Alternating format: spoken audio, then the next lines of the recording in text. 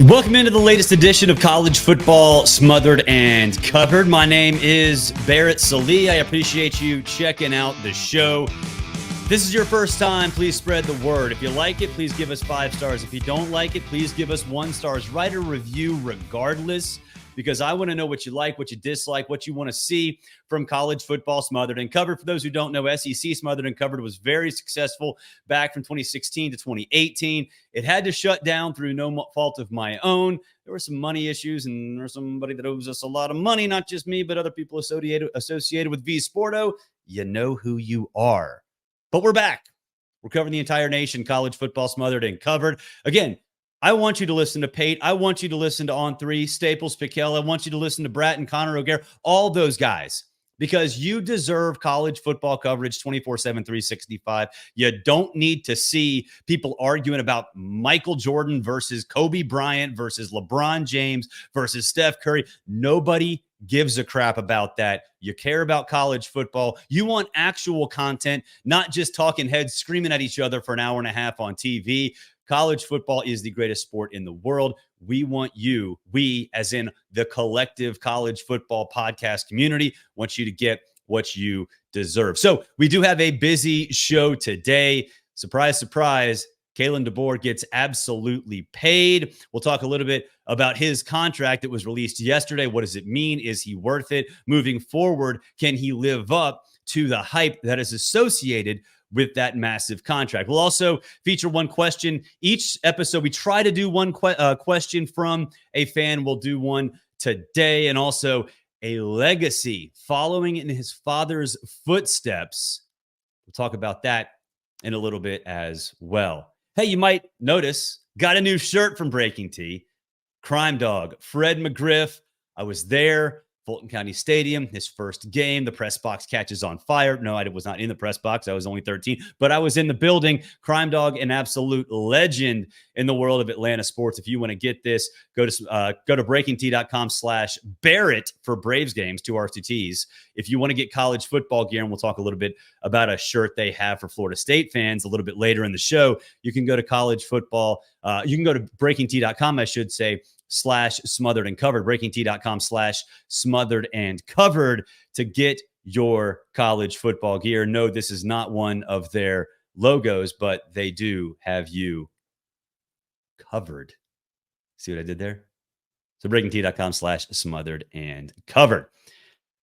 All right, check this out. Kalen DeBoer absolutely getting paid by the Crimson Tide. For those who didn't see it yesterday, it broke about 4 o'clock in the afternoon or so.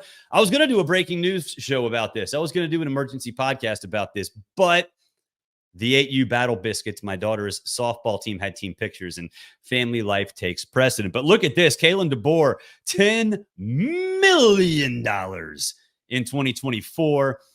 And that contract will increase to 11.75 in the 8th year of that deal.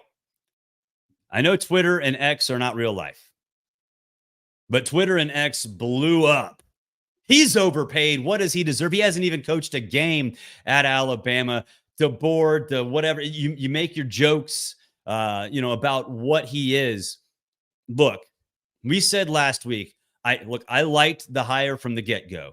He's a winner, a proven winner. That's the most important thing. And we've seen through his recruiting efforts that, yeah, he is willing to get down and dirty in the recruiting world of the SEC. He's been successful in that department. So there's nothing to be discouraged about if you're Greg Byrne. If you're Greg Byrne, the athletic director of the University of Alabama, you're already pumped about what Kalen has done for your program. He's a winner, and he's recruiting well. Now, yes, they suffered a little bit through the transfer portal. That's okay, because they got 15 spring practices and then a spring transfer portal to figure out what they want to be to develop that identity. So does he deserve this contract? Does Kalen DeBoer deserve a $10 million contract? Damn right he does. Damn right Kalen DeBoer deserves a $10 million contract.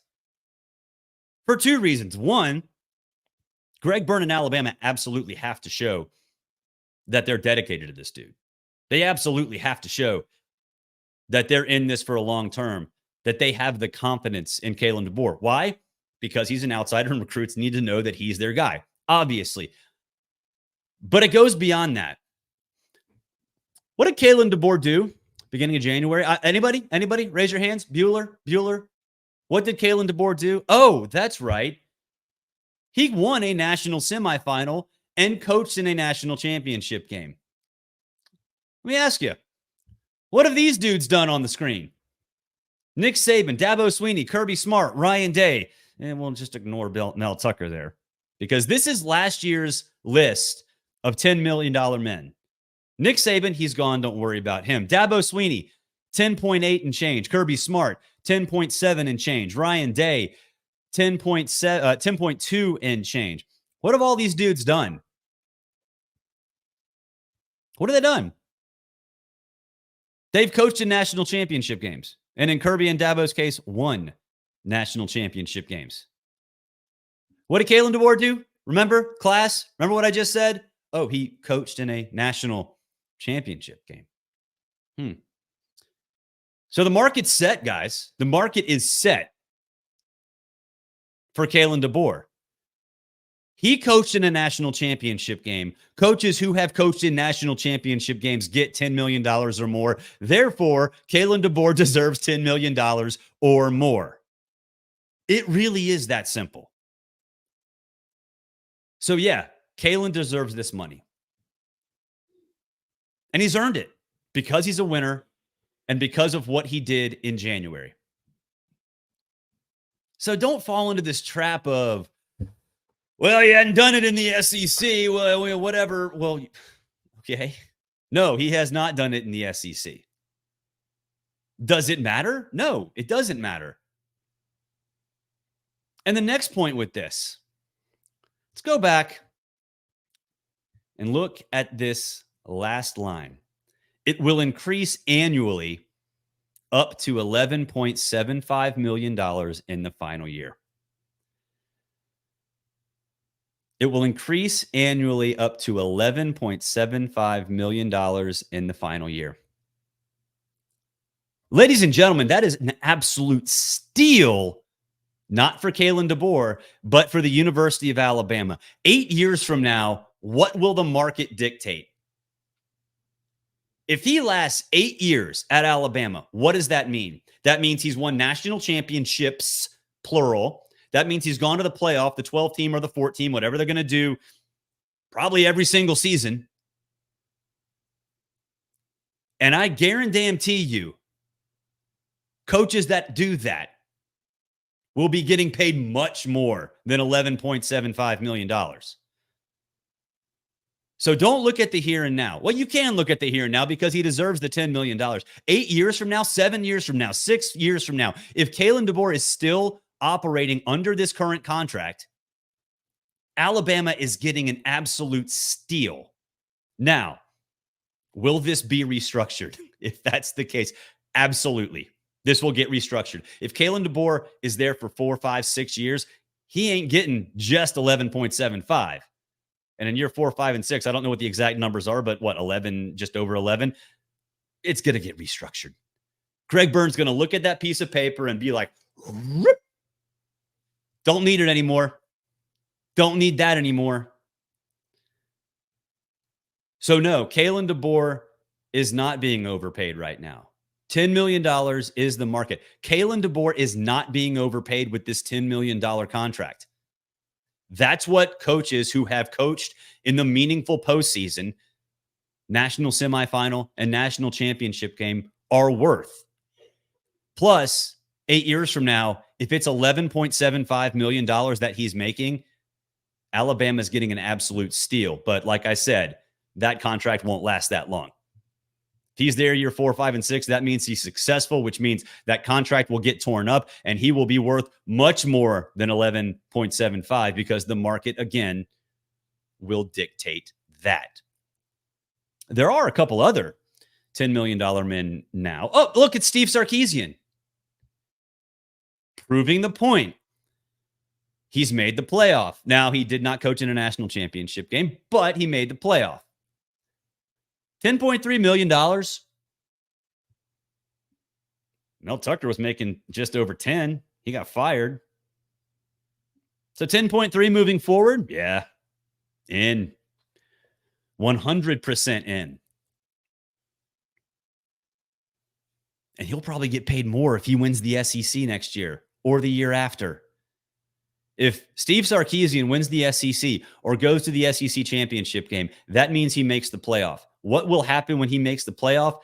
That contract's going to go up to about 10.75 or 11. A, because Texas can pay it, and B, because that's what the market will dictate.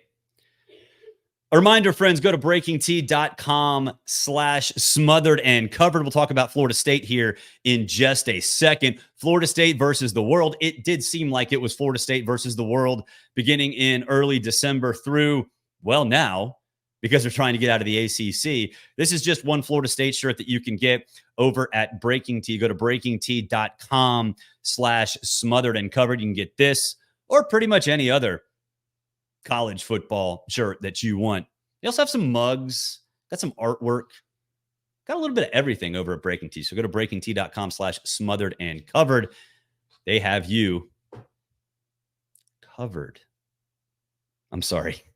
I don't know why you're friends with me. I really don't. You probably aren't. Hey, speaking of, if you're not, leave a 1-star review and tell me why I suck. I would love that. The algorithm would hate it. Whatever. I just want to know what you like, what you dislike. So we're sitting here talking about contracts.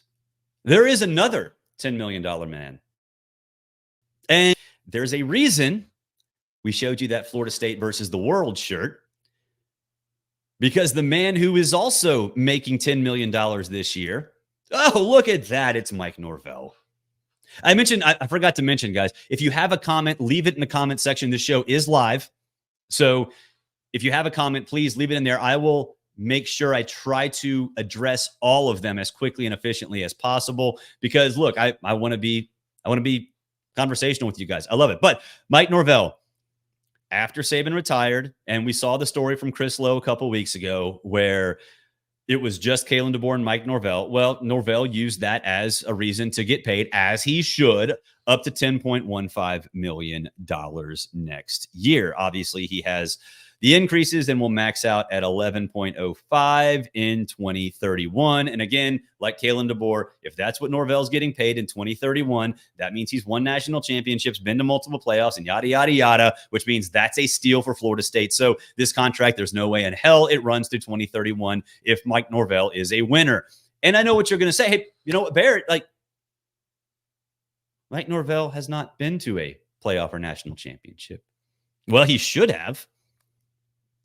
Not to get back. Well, no, I will get back up on my soapbox. Florida State did every single thing that you could possibly ask them to do. Every single thing in a Power 5 conference. They beat LSU. They won the ACC title. They won the ACC title with a third-string quarterback. They handled all the adversity that God threw at them. And the playoff committee, for some ungodly, stupid reason, said that they weren't worthy. Hence, Florida State versus the world. There's that shirt, Florida State versus the world. So yeah, Mike Norvell is the exception to the rule that we're talking about in today's show. I get that. But if you're the Florida State administration, do you care? Do you care that, okay, that rule is sort of in there, but it's more of a guideline than a rule, right? So yeah, give Mike Norvell his $10 million.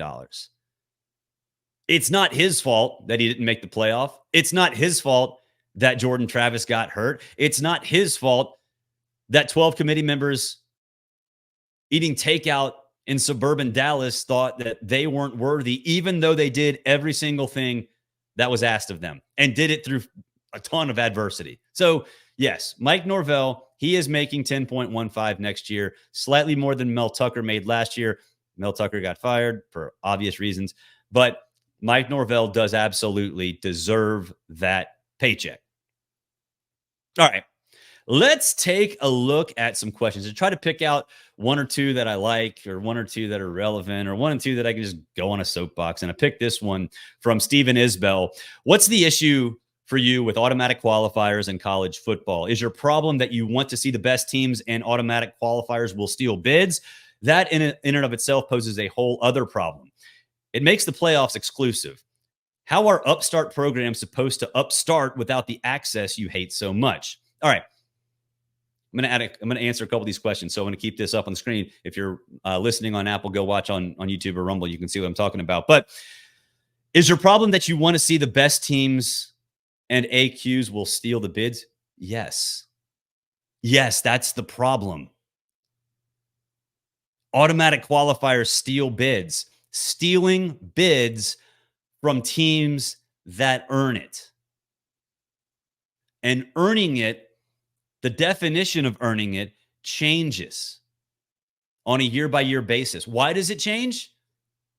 Well, because some teams, some years you have 3 undefeated teams, some years you might have 0. But more importantly, automatic qualifiers would qualify out of conferences that are not created equal. What the hell does an AAC champion do? If they're undefeated in the AAC, could they be one of the top 4 in the old system or top 12 teams in the new system? They could be. They could be. Does that give them an equal or close to equal shot as an undefeated Power 5 SEC or Big Ten champion? Absolutely not. They should not have the same chance. They should not even play one game to deserve or earn that same chance. Why? Because not all conferences are created equal. Some conferences right now have evolved based on money. You know why other conferences are where they are? Why they have the members that they have? Academics back in 1930. Geography. What does academics matter? What does your location in the country? Why does that matter? It doesn't. That's why the SEC did away with divisions. That's why East and West don't exist anymore. Doesn't matter where you're from geographically. And I know the next question or the next response will be, why not? It works out in every other sport. A, it doesn't. I hate it in every other sport. And B, they are built administratively to be as equal as possible. So yeah, they are different landscapes. Even FCS. Well, why is FCS different? It's still football. It's not the same sport at all. You don't have a dichotomy of $70 million per team, which is what we're going to get out of the Big Ten and SEC, and then $3 million per team at the back end. That's not what FCS is all about. And in reality, you look at what the whole landscape is, it's pretty equal. Now you've got dynasties like North Dakota State and now South Dakota State, whatever. It's fine. They're coached very well. They have great players that have come on top of each other. So yeah, they've built dynasties. But comparing FBS football to FCS football is utterly insane. They're not the same sport. And I say they're not the same sport because they operate in totally different ways. So, yes, Stephen, my biggest problem is that the automatic qualifiers will steal bids. That in and of itself poses another problem, like this question says. It makes the playoffs exclusive. Yeah. Exclusive to the best teams. That's the point. The playoffs are supposed to be exclusive. They're not supposed to be inclusive. They're supposed to be exclusive. They're supposed to be reserved for the best teams. And the best part of college football is that the definition of the best teams changes on a year-by-year basis based on what the results hand the committee on a silver platter. Now, I would much rather have it as computers as part of this, in addition to some people in a poll or whatever, like a conference room. Don't matter. But yes, the playoffs are supposed to be exclusive. The landscape of college football changes on a year-to-year basis. The definition of worth changes on a year-by-year basis. That's not a bug. That's a feature. That's what every other sport should want. That's what every other sport should need. Now, are there some exceptions to, professional sports? Yeah, they're built in a way where you can have pretty much every team equal or close to equal. Like the NFL, the worst teams get the draft picks early, all that stuff.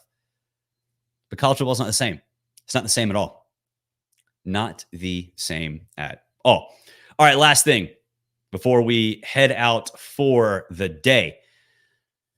There was a commitment yesterday in the world of college football that, I don't know if it's going to work out, but it's something that I think is really cool. Jerome Bettis Jr., following in his dad's footsteps. Bettis, a wide receiver at Woodward Academy here in Atlanta, following in his dad's footsteps, going to Notre Dame. And look, I'm a parent. This video right here, it gives me chills. Check it out. There's legacy to follow my father's footsteps. Some say I should create my own destiny. Growing up as a Bettis, I've heard all about the ways Notre Dame can change your life, academically and athletically. Playing Little League football, I wore number 36, and of course, I was a running back, as expected. But by 7th grade, I had changed positions. By 8th, I changed numbers. Later, I transferred schools as I began to write my story.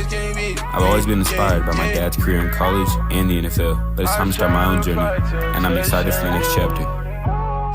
When I made my decision on the school, I knew it would impact my life for the better. Now, all I ask is that you make your decision based on what school would change your life, not for a season, but for a lifetime. Switch up the swag, switch up the bag. Nigga, that jacket, my swag is fashion. I do it bigger than niggas imagine. Heard that making no rumors. She gave more than a tumor. And I got facts, I can prove it, yeah.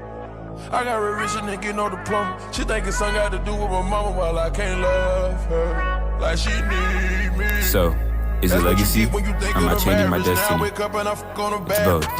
And my story is only beginning. I'm blessed to announce my commitment to the University of Notre Dame. Go Irish.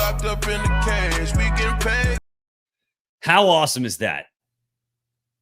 That is so cool. And the fact that he says that he's creating his own legacy is what it's all about. It's what it's all about. Now, I know there'll be a narrative out there. It probably is already that, he's just rated his star ratings only because of his dad and all this other stuff. And I'm not a recruiting guy. I don't think anybody can fake cover recruiting. All right. If you're going to do it accurately, you need to be in the nuts and bolts 24/7, 365, like these guys at On 3 and 24/7 and Rivals and all them. So I don't know if he's worthy of whatever he's ranked. But I do know that as a father, it's awesome to see your son create his own legacy, but do it in a place that is familiar to him and you. And quite honestly, if he is overrated, who cares? Frank Gore Jr. wasn't. He had a great, great career at Southern Miss. There have been plenty others who don't pan out. I remember Ken Griffey Jr.'s son was a receiver at Arizona. I think he played a little bit in the CFL afterwards. I don't know. But it's really, that's awesome. I love to see that. A heartwarming video, a heartwarming commitment at the end of the show to get you happy and moving on with your day.